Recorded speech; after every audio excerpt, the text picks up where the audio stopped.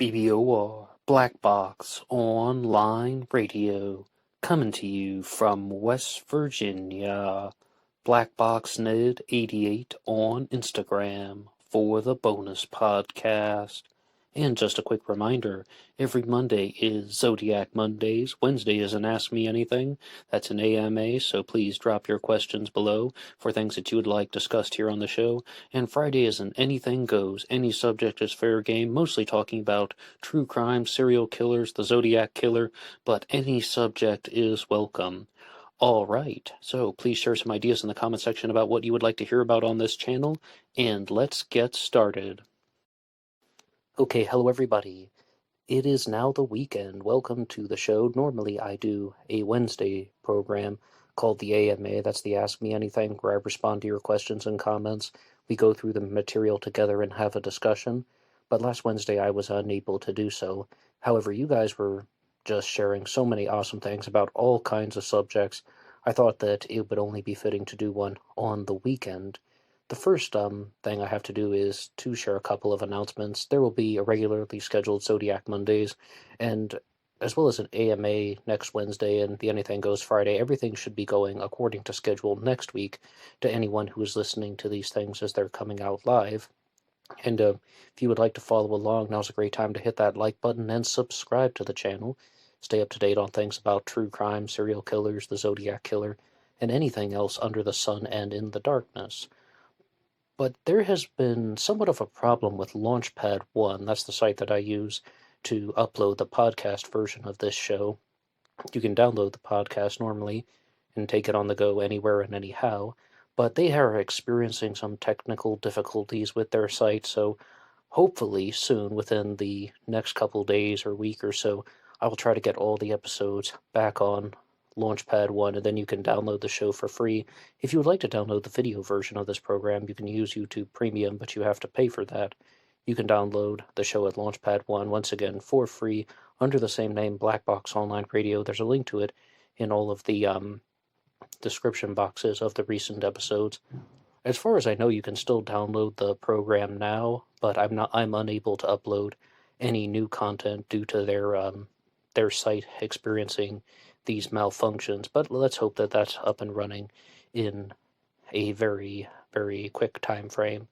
Before we get to the cover story for today, we had a question from Steve Allen, who said, AMA question for Ned. I just listened to the episode where you took some Katie pills, and you seemed to really enjoy it. What was your overall experience, and would you recommend it?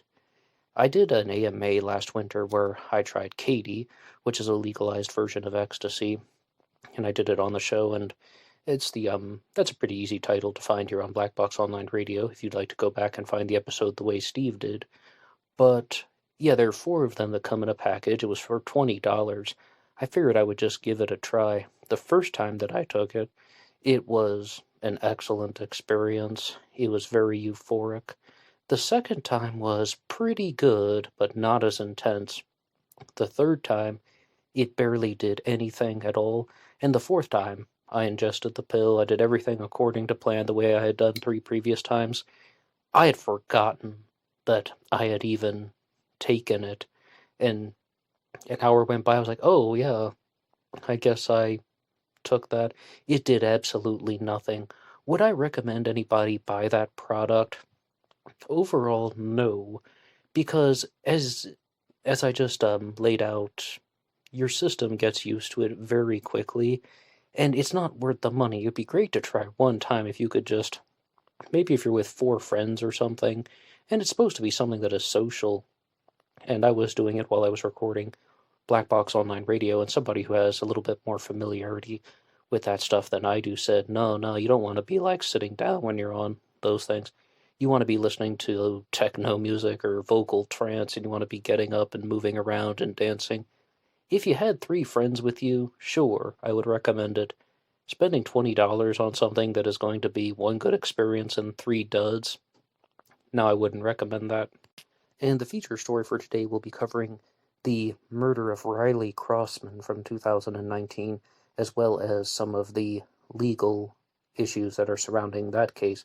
However, I would like to get to some of the Zodiac Killer comments that you guys had shared right now, because over the last 5 days, we had a very large breaking story in the Zodiac killer mystery, and that is that this group of independent investigators known as the Case Breakers had claimed that they had solved the case, or their exact words were that the identity of the Zodiac killer had been found, and his name was Gary Francis Poste. He was a former house painter and Air Force veteran. And they said they found the guy. They went public with their findings. And the way it was presented was done in somewhat of a clickbait arrangement where they said that investigators have identified the Zodiac killer, investigators have solved the case.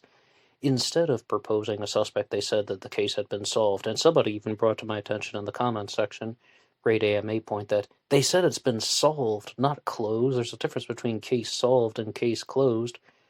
I don't even think they have solved the case, to be honest, but yes, indeed, their suspect is Gary Francis Poste. And we had a couple comments that came in about this. The first one is from Popmon, who says, "Thanks, Ned. Your thought that this is all just a joke or a prank, a fun idea, by the way, got the conspiracy theorist in me wondering if it was intended to be more of a distraction. Perhaps someone, Ned perhaps, is getting too close to the real story and this whole thing was contrived by shadowy type actors to pull attention away from the truth." So, I did an episode that was a follow-up to my original Gary Poste segment, and I put forward the theory that their evidence seemed so flimsy, looking at lines on someone's forehead, talking about comparing a human photo to a cartoon that wasn't made by a forensic artist, and of course the thing that truly set me off, a shadow on a piece of wood and saying it's a silhouette of the composite sketch. I was like, is this real? Is this real? Are these people just having a laugh, or are they doing something that is what I called a social experiment, where they're saying, hey, let's see if the case has been solved. Let's say if we say the case has been solved, will that get a lot of traffic to our website? So I was asking around a lot, and I read off Micro Deli's response in the previous one.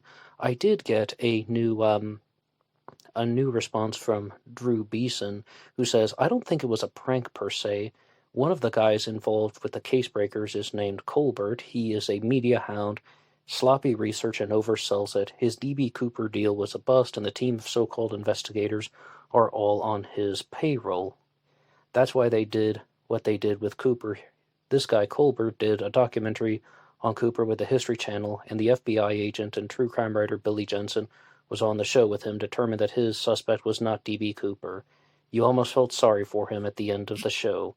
So, I think that my original hunt that something fishy was in the air doesn't seem completely out of left field, but it also seems like these people may not have the most honest intentions, and that is just some guesswork on my part.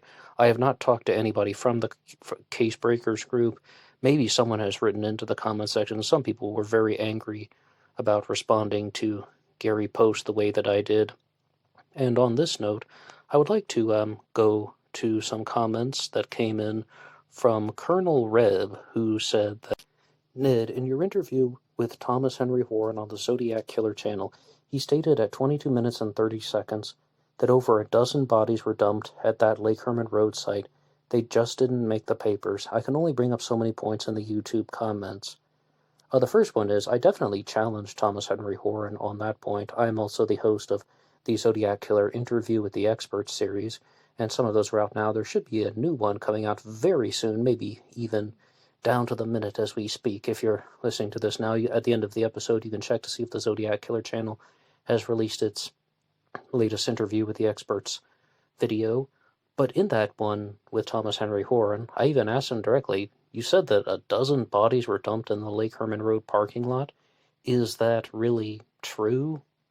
And that was something that I had never heard before. And his response was that they didn't make the papers, and he learned about this from talking to former California detectives. That just, to me, is a he said, she said story. I mean, I don't know which detectives, and it is quite difficult to verify somebody else's phone calls without recordings, but that was what I was told. So Colonel Rib continues, there is also zero evidence about Hal Snook. I'm not knocking you, Ned, but you need to operate on a level playing field. You give Thomas Henry Horn and his suspect Hal Snook multiple choice videos. Arthur Lee Allen was Graysmith's suspect, but we gave him a lot of exposure. Let's eliminate this Post guy also. And I think Colonel Reb means by that, talk more about the merits as opposed to simply dismissing it and saying that it is ridiculous or it was nonsense. Or as I said, it could have been a prank or a social experiment. By the way, that is not acceptable. Absolutely unacceptable in the true crime world. If anybody is going to put forward a suspect and just say, oh yeah, well, let's change the words, in short, let's tell a half-truth, or let's lie about half of our story to see if we can get more attention on our website. Absolutely unacceptable. And my response to this comment here from Colonel Reb is, there is zero evidence about Hal Snook. I don't agree with you there. Ever since the first interview I heard with Thomas Henry Horn, he said that he had 2 handwriting experts that he had contacted that determined that Hal Snook's handwriting was a match for the Zodiac letters. As far as evidence goes, Thomas Henry Horn is the proponent of the Zodiac hoax theory, that there wasn't a single Zodiac killer, but somebody was writing letters taking credit for murders that he didn't commit. He has identified this person as Harold K. Snook, more commonly known as Hal Snook. And I mean, even if you just look at some of Hal Snook's writing, which I've shared on the channel before, particularly the Lake Berryessa report, you can see that, yes, his handwriting is similar, so that is evidence. I mean, literally zero evidence, as it says in this comment. I don't agree with that, but also, Thomas Horn wouldn't need to have evidence to connect his suspect to the Lake Herman Road crime scene because he doesn't accuse Hal Snook of committing the Lake Herman Road murders or the Blue Rock Springs shooting or even the Lake Berryessa stabbing, so that theory functions in somewhat of a different way. And as far as evidence goes, Evan from Texas did a couple of videos. I can't wait for his next one, to be honest. And he even showed some other similarities with Hal Snook's handwriting compared to the Zodiac letters, like certain lines are elongated, and so the certain tactics that are used to disguise the handwriting.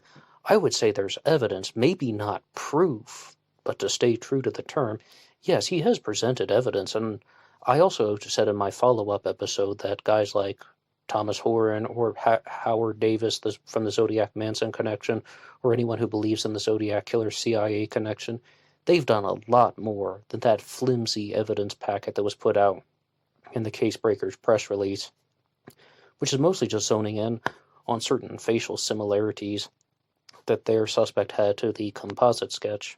And our next comment comes to us from Midnight Story Productions, who says that Ned has turned into Tom Voight 2.0. Oh no. No. No, no, no, no, no. Absolutely not. I will dispute that with you. After they revealed the suspect Gary Poste, Tom Voight did an interview with Rolling Stone, and he called that theory hot garbage. I called it horse crap. Those aren't the same words. No. Hot garbage can mean many different things. Horse crap is mostly one thing. Are they the same? Well, they could be, I guess, but not all the time. Very, very different phrasing. No, but in all seriousness, Tom Voight and I do disagree on an enormous amount of things in the Zodiac Killer mystery. But on this particular issue, I think we were in complete agreement that not only did they not solve the case, not only did they not identify the Zodiac Killer, but it was a very bad attempt at putting forward a press release, at putting out an evidence packet, saying that, okay, here's a line on his forehead that could be the same as the composite sketch, when in all likelihood that is most probably just a detail that was added in by the artist, so there wasn't a giant blank space there. I was not impressed at all, and other people said very similar things when I read off the statements from Mike Rodelli and Mike Morford and Drew Beeson. They said pretty much the same thing, although they weren't using as strong of language, but they're like, almost certainly not. To talk about some points that I disagree with Tom Voight on, as I said, he mostly thinks very highly of Richard Gaikowski. That's his top suspect. Even to this day, he thinks that Geik was the Zodiac killer, and after discussing Gaikowski with Tom Voigt via email last winter, Gaikowski went from about a 5 out of 10 in terms of likelihood of being the Zodiac to a 6 out of 10 in my book, but that's still definitely not in the top tier. And I had somewhat of a awakening to the fact that Geik did seem to be much more familiar with things like math and science. Based on how he was self-taught in computers in the 1980s, he seemed to have a passion for that type of material. I personally believe the Zodiac Killer had a high understanding of something in the math and sciences. I'm not even quite sure. Some people insist that the Zodiac Killer was a chemist. Other people insist that he was a mathematician. I'm just like, something in the math and sciences. Another point where I disagree with Tom Voigt is he put Sherry Joe Bates as a definite Zodiac Killer victim on his website, ZodiacKiller.com. I have never believed that Sherry Joe Bates was murdered by the Zodiac Killer, and Tom Voigt also entertains many of the other unsolved, I shouldn't have said unsolved, they are unsolved cases, but unconfirmed Zodiac crimes such as Domingos Edwards and Ray Davis, that those could also have possibly been the Zodiac Killer. I'm taking a much harsher stance and saying, no, I don't think that the Zodiac was the perpetrator in those events. But yes, I definitely agree that this Gary Poste suspect, and nothing against the real Gary Poste, these are some people who are making up stories about him on the internet. The case breakers theory was not convincing at all. It was so poorly done that I even question its legitimacy, that they were making it up, to be honest, that they were saying things that weren't true just for the sake of publicity. And Drew Beeson even said that this guy is known to be a media hound. And somebody shared a video with me of Ken Maines, who's on the History Channel Zodiac show, and said these guys also did the same thing with D.B. Cooper, and it didn't work out, and they were just after a little bit of publicity. But that's horribly inappropriate. I mean, you want to go after publicity or something? Why don't you paint yourself yellow and run around in your underwear and then get somebody to film it and put it on TikTok? I mean, that's one way to get publicity. Why do you have to lie about it? Lie about an unsolved murder mystery for it? Ridiculous. And now I think I need to close the door on Gary Poste and move on to another subject. This is one that is much closer to me here in West Virginia, and it is about the murder of Riley Crossman from 2019.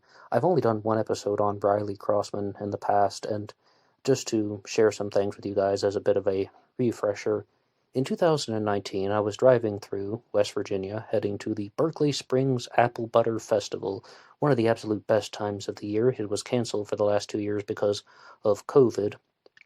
But as I was going through all of these little back roads, I noticed that there were all of these signs on the tree that said, "Justice for Riley," like on multiple trees, like every 100 meters or so, you would see a sign on a piece of poster board that said, "Justice for Riley." And once I got home, I decided to Google that, what is Justice for Riley?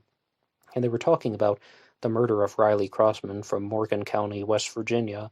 And to give us an introduction, there has been a breaking development in that story, and it involves the perpetrator, Andy McCauley Jr., who was found guilty on all counts in the murder of Riley Crossman. Andy McCauley was not exactly her stepfather. He was the boyfriend of Riley Crossman's mother. And this is from WDVM News, localdvm.com. Berkeley Springs, West Virginia. It took a Morgan County jury about 4 hours to decide that Andrew McCauley Jr. should spend the rest of his life behind bars for the 2019 murder of 15-year-old Riley Crossman of Berkeley Springs. Grand jury issues an indictment in the murder of Riley Crossman. Judge and law enforcement in this case say that they never rested, said Daniel M. Jones, the Morgan County prosecuting attorney. They were working 20, sometimes 24 hours a day, barely getting any sleep. Andy McCauley was the boyfriend of Riley's mother. Crossman's body was found on a roadside a week after she disappeared. And I believe, I've been watching some videos, so she was actually found in Berkeley County, West Virginia, near the Tuscarora Creek, quite some distance from her home in Morgan County. Police found video surveillance of McCauley's vehicle near the site of the body contractor screws by the body from Macaulay's worksite, trash bags at the scene of the corpse from Crossman's worksite, and a drywall compound on the body from Macaulay's truck. I think you can get the idea there. Today, for the first time, the family has gotten a glimpse of the justice they've been wanting in the case. The last 2.5 years they've been waiting for this, and we're extremely sorry for their loss, James said. The jury convened on Monday at 1:30, and by 5 p.m., within minutes, they advised the judge that Macaulay should be convicted for first-degree murder without mercy, death of a child by custodian abuse, and concealment of a body. By convicting without mercy, Macaulay is ineligible for parole. This was something that was new to me. They were even talking about this on the local West Virginia news that I was watching Wednesday night, when they said that there is this stipulation because he was convicted for first-degree murder without mercy. Therefore, he is ineligible for parole. Judge Deborah McLaughlin will formally sentence Macaulay on November 4th of 2021. And I would like to go to some of your comments that came in on the Riley Crossman episode. As I said, I did that one back in the fall of 2019. Bad Influencer says, she texted her boyfriend and said, Andy's in my room. I'm scared. Check out Court TV on YouTube. And I did just that. Court TV has coverage of the Riley Crossman case. I was watching some of that earlier today, pre-recorded, of course. I've been watching a little bit more Court TV than normal, but during this Riley Crossman episode, I know that Court TV is a news company and they're presenters on television and maybe they want to behave a certain way, but they were just smiling and bright-eyed and they're talking about a 15-year-old girl being murdered, yet they're almost just like giddy. They're just like joyful and filled with glee. And I was like, you guys are being really awkward about this. But as far as she texted her boyfriend and said, Andy's in my room, I'm scared. One of the investigators was on the witness stand, and Court TV played a clip of that, and he said that when they discovered Riley Crossman's body, that her shorts and her undergarments had been pulled up in a way that looked definitely too uncomfortable for a human being to wear. They were way too high up, and Riley Crossman's genital region was also exposed, so that just begs the question in numerous directions.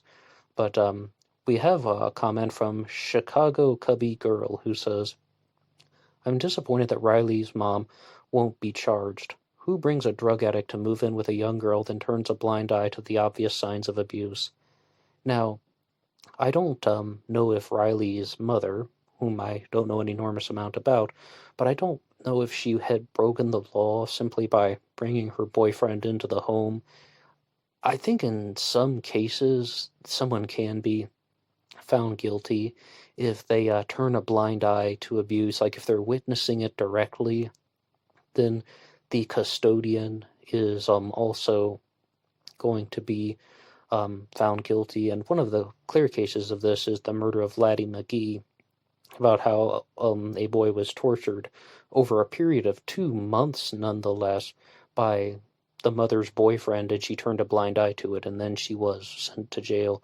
So I think that they presented this, and I'm purely going off of what I've learned about from Riley Crossman, the way the media talks about Riley Crossman and Andy Macaulay, that they view this as something that was unforeseen, or I don't know. I'm really not sure, but I think only in certain cases that the mother would get charged, and I don't believe that she was present at all. Tammy Hackler writes, she was one of my best friends with her. I was in the show choir with her. Hey, I'm so sorry that this happened. And I've heard numerous testimonials from people that knew Riley Crossman that have been shared on the local media here in West Virginia. Lou Gunn writes, well, I truly appreciate that you posted this, as you took an interest in this case, and as a radio broadcaster, I strongly encourage you to revise the use of the expression kind of. In your video, you said that someone kind of murdered her.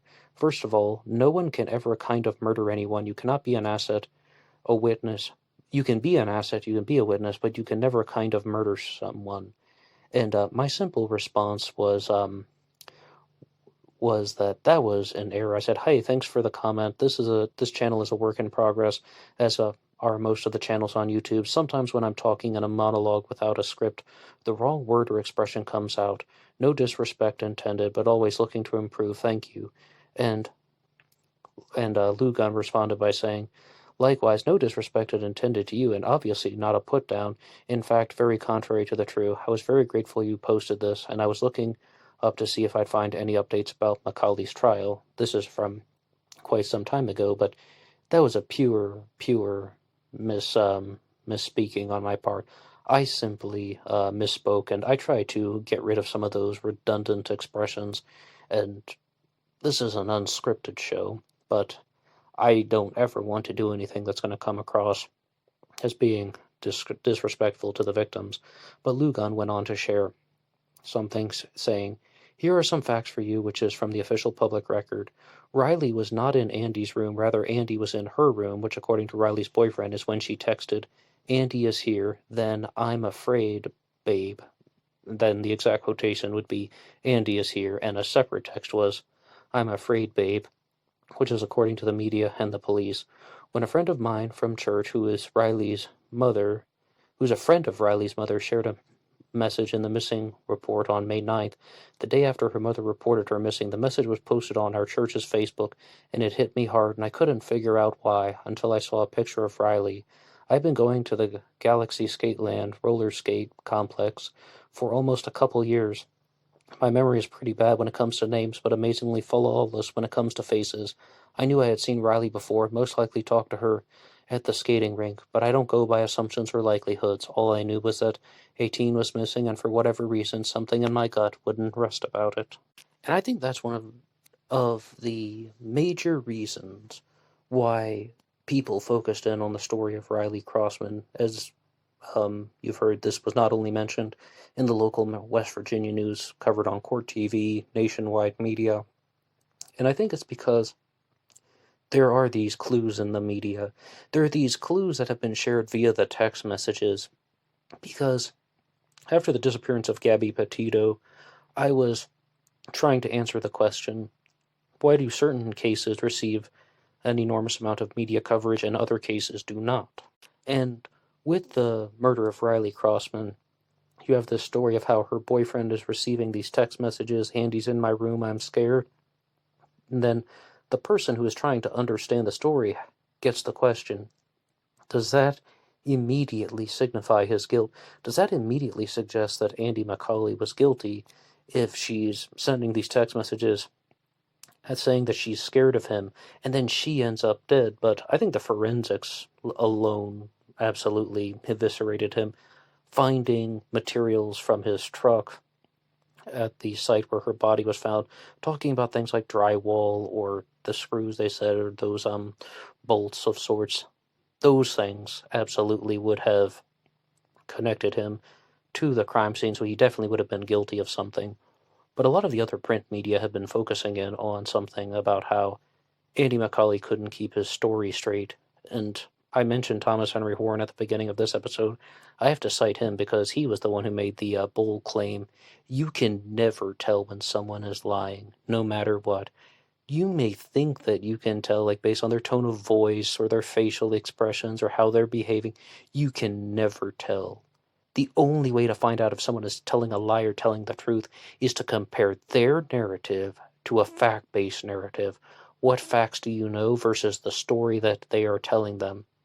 And I don't know if you guys ever heard this before, but I was listening to some YouTube video. I can't even recall the exact source, but what they said is police officers should be encouraged not to yell at people, because when they start yelling at people and trying to catch them off guard, number one, they may accidentally say something that is incriminating them, and number two, they're more likely to give the impression of being guilty of something because they're responding to the hostility of the situation, whereas if you just compare their narrative to a fact-based narrative, you would actually get answers, meaning that, like say, for example, the police officer is just doing the normal interrogation and then just starts exploding on the person. They're more likely to either confess to something that they didn't do because they're just kind of stunned or they're caught off guard, or even they're going to give the impression that they're guilty, and then the investigators are going to reroute the investigation using that person as the prime suspect. That is something that is very, very arguable, and I don't ever think you're going to pass a law that's going to prevent detectives and investigators and any member of law enforcement to stop yelling at people during interrogations. I just thought it was an interesting take on the subject. There was a movie that was made a couple years ago called The Interrogation of Michael Crow.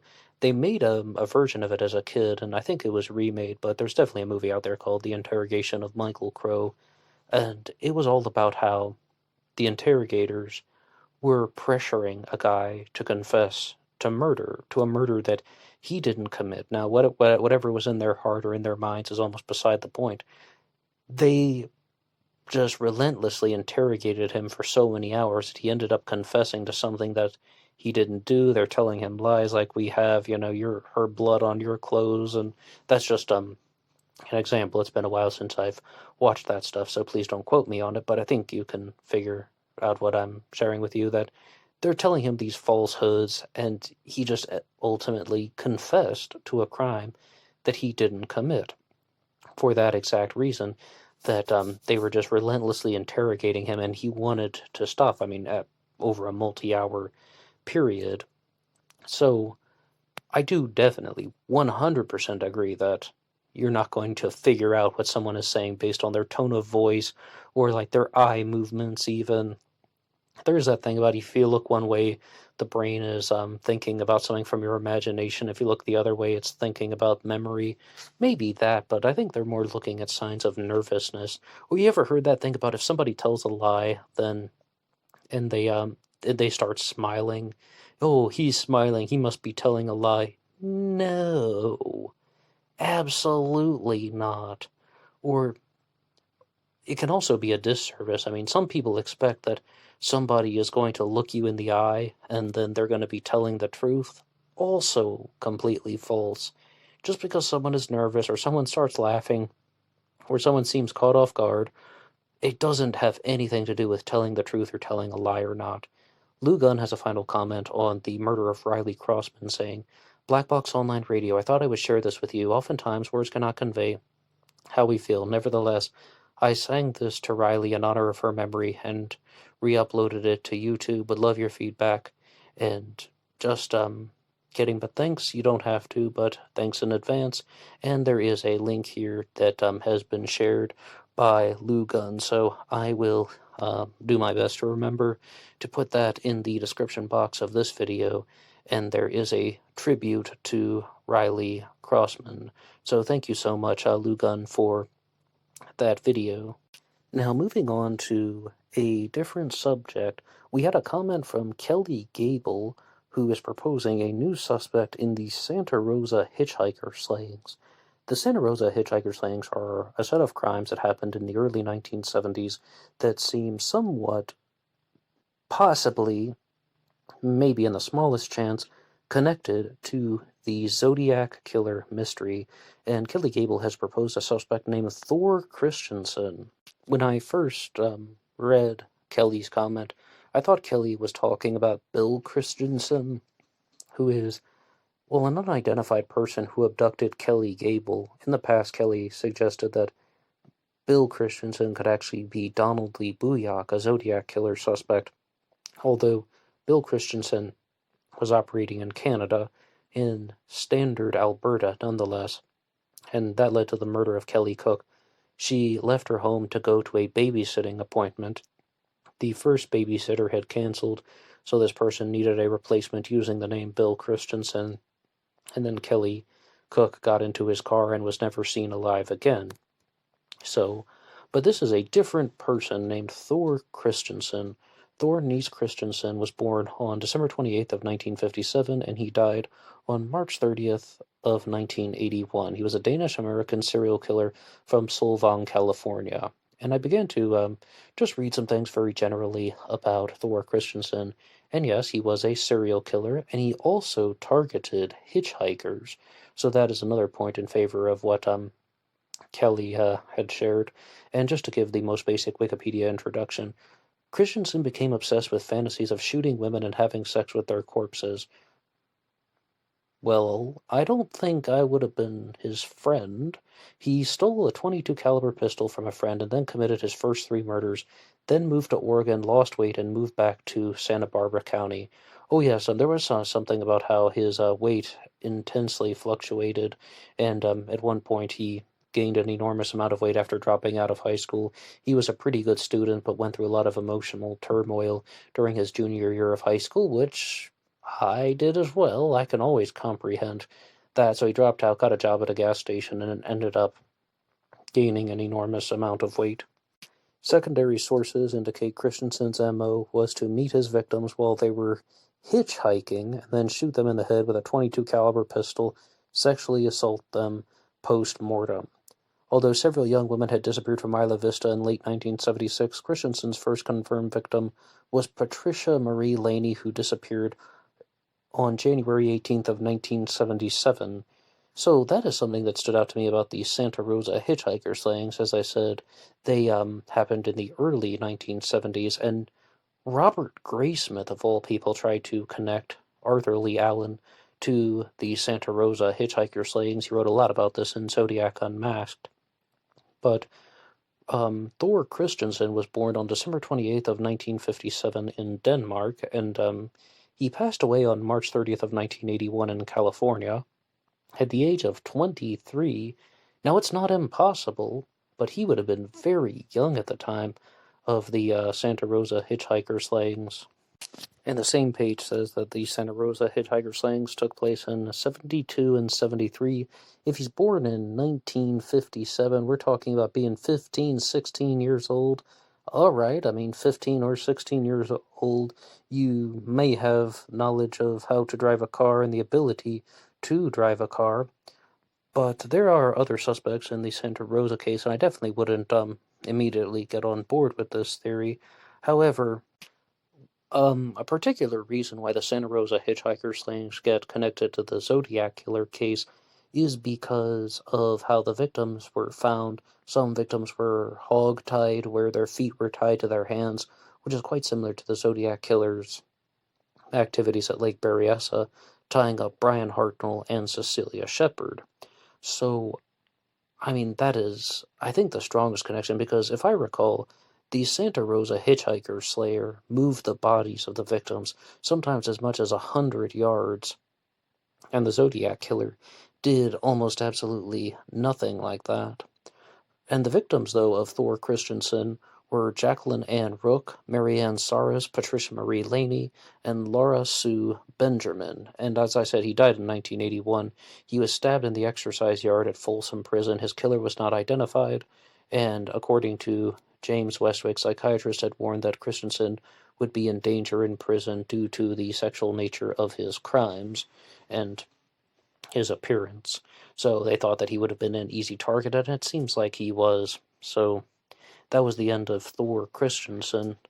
I suppose anything is possible. I mean, that really did stand out to me, that he was a serial killer who targeted hitchhikers, and the crimes that he committed that are officially attributed to him are several years later in the late 1970s. But did somebody do something in the early 1970s? I wouldn't immediately find him guilty in the court of public opinion, but that stood out to me.